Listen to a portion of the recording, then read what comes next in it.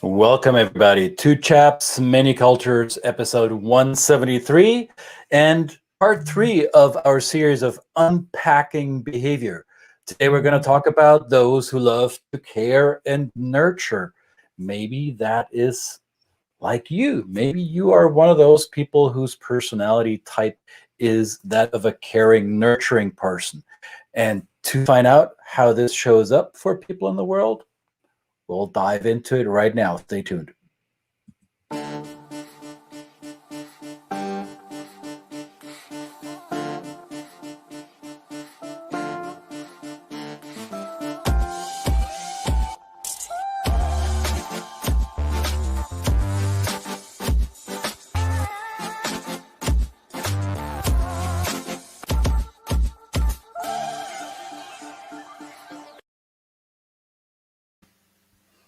Hello, my friend. Ah, Oh, what was this? look what I got. Kangaroo. Is this a chocolate kangaroo, or is this edible? I wish it was actually it'd be nice if it was a chocolate kangaroo. I would nurture it if it was a chocolate kangaroo. Does it come with a pouch? No, this one doesn't. Oh, This one's okay. pretty kind of single dimensional. Yeah. Well, welcome, everybody. This is the #1 live streaming show about the business of culture and the culture of business. I am chap number 2, and this over here is chap number 1. And we're here to talk to you about human behavior and how we can recognize it, unpack it with a beautiful tool that we've been introducing all week. And before we go into our third behavioral prototype, we want to know from you, as we always do, where in the world are you right now? Where are you joining us from? Let us know in the comments. We value all your contributions, all your questions, all your comments and thoughts and ideas, and even suggestions. Sometimes we need a few suggestions to get better at what we're doing. So, Brett, what are we doing today? And what are these nurturing people that I alluded to? What does that mean? I think it's important to wonder or reflect on what nurturing means to you. Now, nurturing, I guess, in the humanistic viewpoints, is somebody who is taking care of people. Yep. So people who like to take care of, well, not just even people, other people, their surroundings, their environment, even the animals, the kangaroos, right? These are nurturing people, right? Which is my cup of coffee, maybe. Or your cup of coffee, which I know you nurture most importantly. So yeah, so this is what we probably think about when we think about nurturing, caring, and things like that. We might say a mother is nurturing to to a child, and so on and so forth.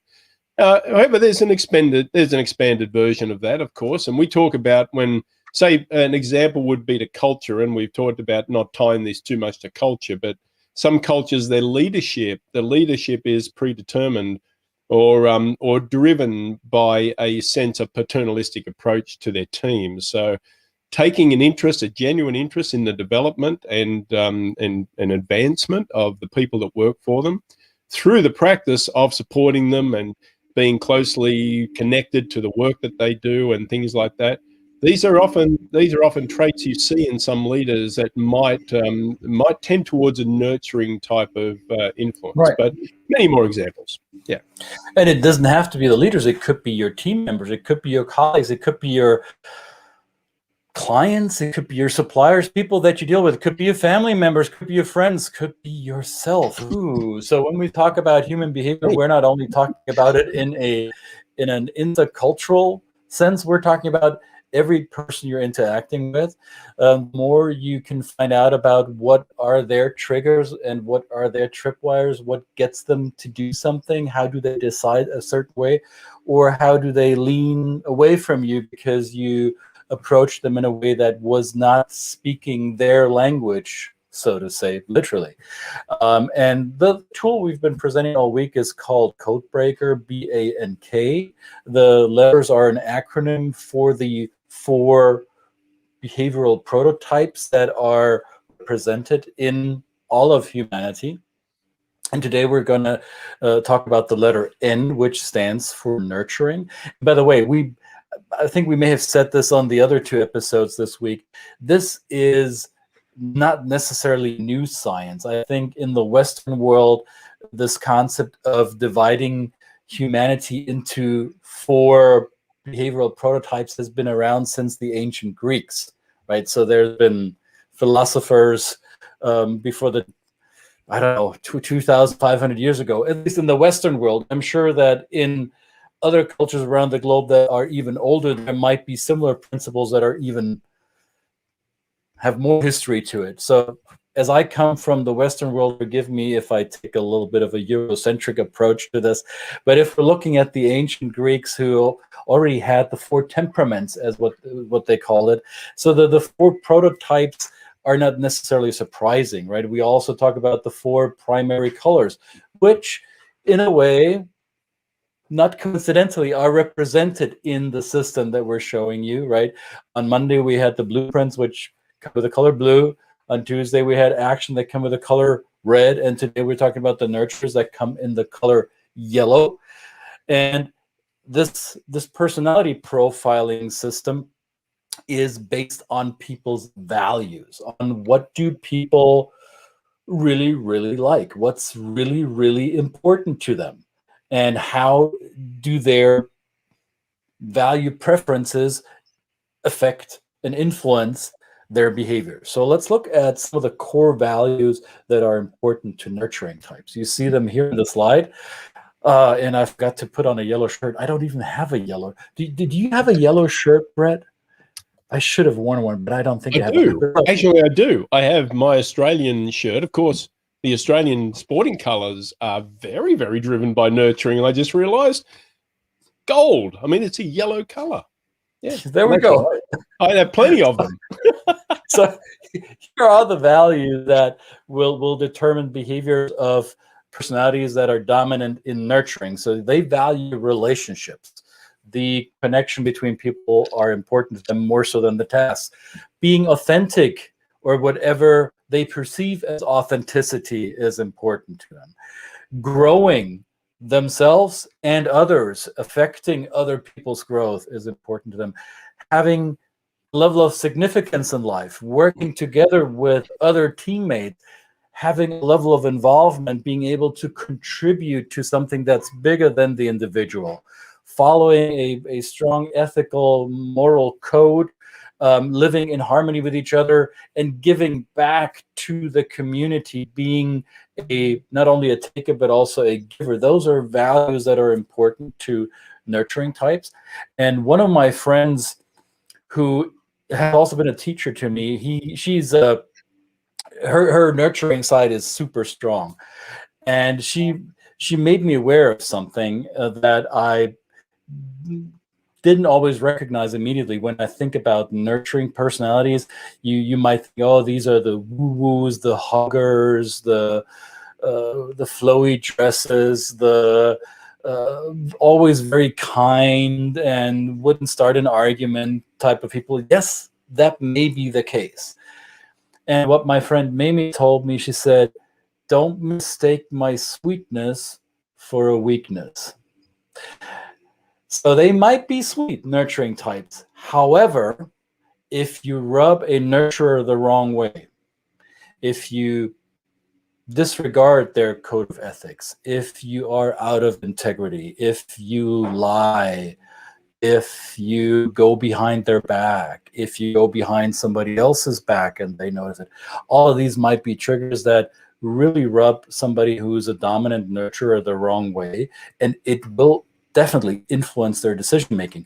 They actually might decide that they don't want to interact with you any longer because you're a perturbance, a disturbance to their ethical code, to their model of the world, and out you are, and the sweetness won't be there anymore for you. They will be sweet to others, but not to you any longer. Yeah. And this is the important thing that we always say about self-identifying, and at least having a look at what drives you, because, you know, I've done this, I've cracked my code. I have a tendency towards nurturing, and that is true. I don't wear flowy dresses, though. Maybe I should. Not on this show, but not on this show. not on I this mean, show. we both know, Brett. I mean, I know what I know. No, but it is. You know, I digress. But I'm thinking towards once you identify if you are in this type of if your tendency is kind of towards nurturing, notwithstanding that you also have a certain amount of knowledge and blueprint in you and that kind of thing, that if you are confronted by people that show up to you, at least in their behavioral terms, as very direct and very kind of action orientated and so on and so forth, understanding how you're reacting to that is so important, because I would argue that yes, there's a certain amount of time after which that we get maybe offended by the behaviors of people around us, and we will switch that sweetness to, you know, a complete shutdown. Now that probably, and I can I'll speak to times in my life where this has been the case, where I have actually taken that behavior and gone, okay, well, this is a person obviously doesn't meet my values. They don't seem to be as nurturing as me. Therefore, I'm not going to have a relationship with them. And I would argue that that's actually as damaging as anything else, because it is just their behavior, it's the way they show up. They're probably still a wonderful, warm, generous, heart-loving person.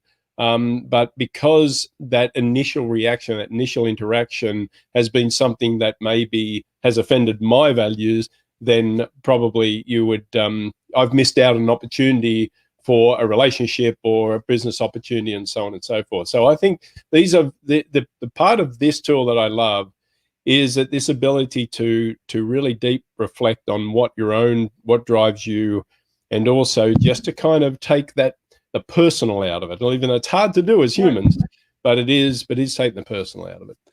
And it also, we are now showing you the third of 4 behavioral prototypes of the archetypes in the bank methodology. And as we said before, nobody is just one of these prototypes alone. We're all a mixture of all 4 of these elements, and to varying degrees. And yet our code, our personality code, reflects in our outward behavior, mainly in our verbal and written communication. So you will hear in the language people use whether they are a nurturer or not. They will use words and phrases, and their content will direct you to these values, right? So if somebody is presented with a sales decision or buying decision, letting them know about the exclusivity of the product, how great they will look using that, and how much within their budget it is, that's not going to sway the decision for a nurturer very much. What a nurturer wants to hear or see or be proven to them is, hey, how does this benefit the greater good? If I buy this, is this going to be a fair value exchange? And what will I be able to contribute with this? Doesn't matter if I look good wearing it or that I look successful having it.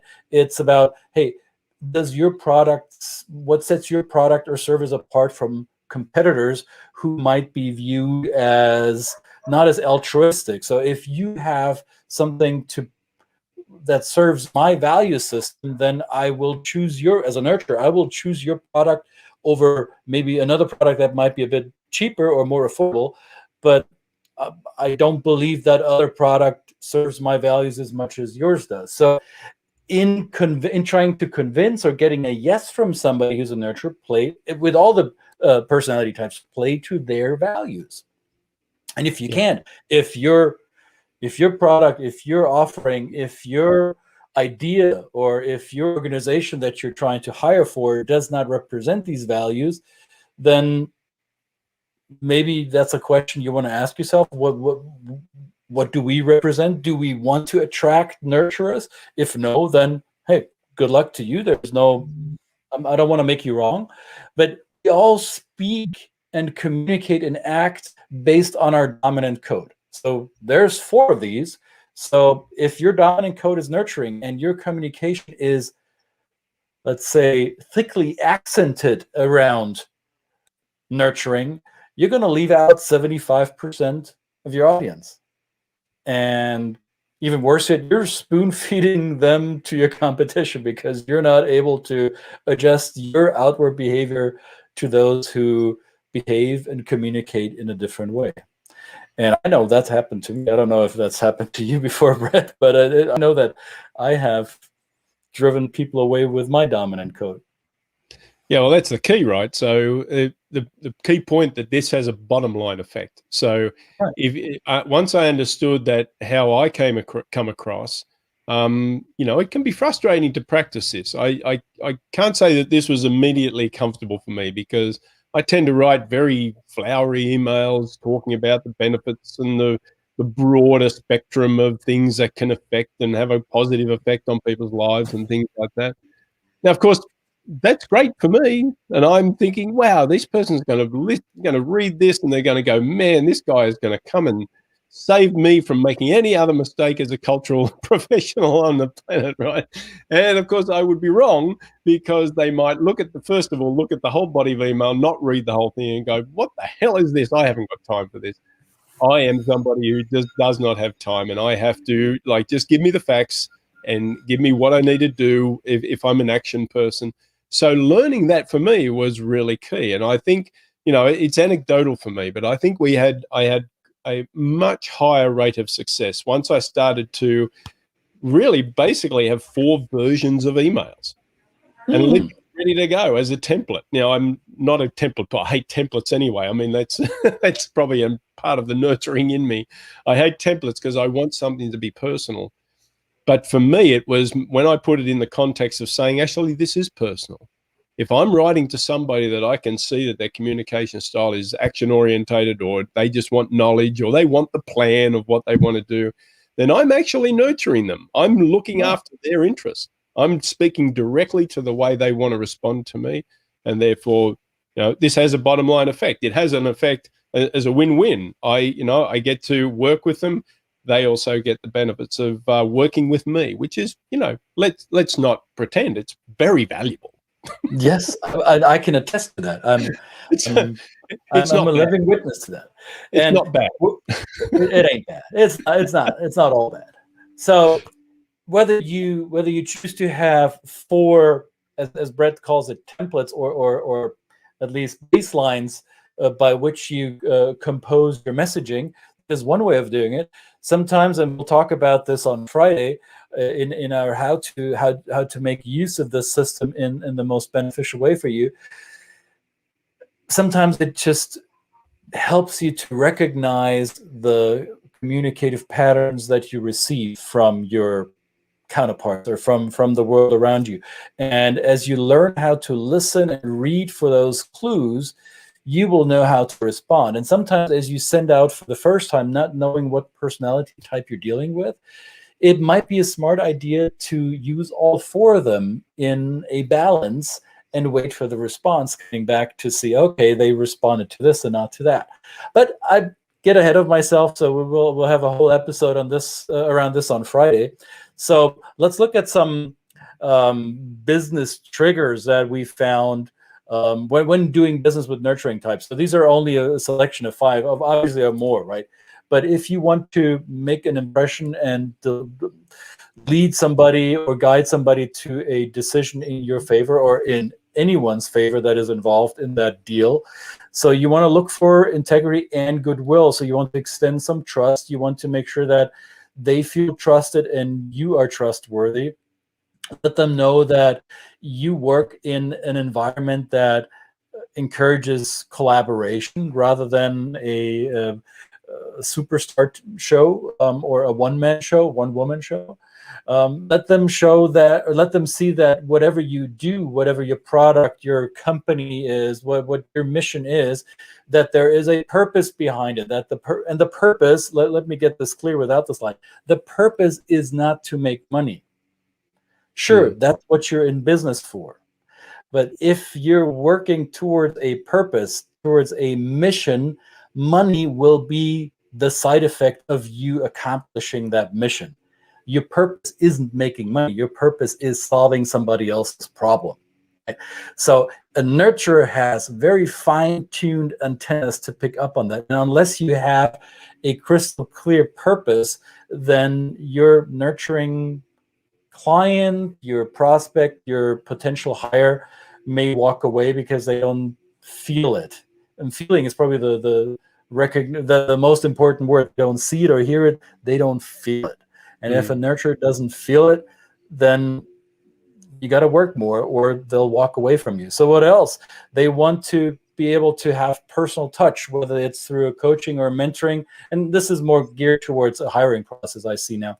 But they also want to make sure that the human factor is not being ignored. And the human factor not being ignored, that also applies to, like, in any type of business dealing, any type of negotiation, you have a technical product or a financial product, and it's all about bottom lines. It's all about meeting budgets or making sure you hit all the specs that were outlined in the proposal. Sure, but how does this affect humans? Because humans will use the financial product or the engineering product or the toothpaste. I don't care what it is you're dealing in, but somebody's using it. It is solving somebody else's, a human's problem. And that needs to come out. Unless the nurturer feels that, it's going to be tough sailing for you. Yeah. Yeah. So I'm going through a course at the moment, and I find myself observing people through these lenses, only as a matter of observation, because I want to be able to speak to them, communicate with them, interact with them in a way that matches them. So it would be, this is just, I think it's a personal responsibility that I think we all should take, because it can have effects in, the areas of diversity, inclusion, business interactions, global business interactions. You can even apply this to family, right? This is a family thing. You can have interactions with family. They're in your family. You would think you're all going to be the same, but you're not. And so building on the richness of the humanity of the people you interact with in terms of communicating with them in this way. And of course, you can hear me speaking in those terms, right? There's probably no surprise that I'm a nurturer by nature. I speak in those terms, I think, in a kind of a larger context. Doesn't make my way better than anybody else. It just is my preference, and that's how I like to kind of term it. So when I'm in a situation where I'm with people that are talking in these kind of terms, that's where kind of I am really at my most comfortable. But that doesn't necessarily mean that I should be excluding people that are not, for sure. Yeah. And Renee, thanks for tuning in and thanks for commenting. Greetings to South Africa, Renee. She says, really important conversation. Thank you for recognizing that. The nurturers in us are like, yeah, somebody sees the value. Makes me feel good. It feels good. Thanks, Renee. Thank you, so Renee. we posted this link also in the comment box as you're watching this, or maybe in a minute as the video processes on the platform you're watching it on. You'll see that link. It'll go to crackmycode.com/Höferle, which just happens to be my last name. And you can, in fact, crack your code, or in other words, decipher what is your personality profile. That's a simple exercise. There's not a big questionnaire yet. You'll learn about this on Friday. This is the simple version that'll ask you to sort four tiles in different colors according to your preference, and it will spit out at least your preliminary code with those. There's going to be a follow-up email with a debrief to that. So we give that to you because we want you to know more about your favorite person life, meaning you. I'm only being a bit facetious, but let's face it, as you're communicating with people, how many of you have noticed this, that people like to talk about themselves quite a bit? That's because that's usually the person they know best. Well, how well do we know ourselves is the question. And this tool will help you get to know you a little bit better, and we hope you take advantage of it. Well, what I know is that that's another episode. We want to thank you. Of course, no matter whether you're cracking your code or whether you're just hanging about, drinking a coffee, watching us, we want to hear from you. We want to know what your thoughts are, what your questions are, your comments. your disagreements. You can disagree with us. That's fine. I mean, my nurturing might be a little offended by that, but that's all right. I'm going to cop it on the chin. You'll love on them. You respect their integrity. Absolutely. They're being okay with their opinion, and it might not be yours, but that, hey, you're not making them wrong, are we? No, we're not making it. There is no wrong or right in any of this work. That's certainly what we keep saying. So thank you very much for tuning in to today's episode. 170. What are we up to? 178. Three. 8? No, a lot. Many episodes. It's many episodes. Just one of many episodes. And go back and have a look and search for whatever. We've covered so many topics, and we've had some fantastic guests in our time so far, and it will continue. So stick around. Subscribe to our YouTube channels, comment on the socials, and connect with us in any way, shape, or form you would like to. Thank you again, sir. It has been wonderful spending this nurturing, 20 minutes or so with you. It really has been, I must say. Likewise. And we'll see you all back again tomorrow. Ciao for now. Absolutely. Thanks, guys. Bye.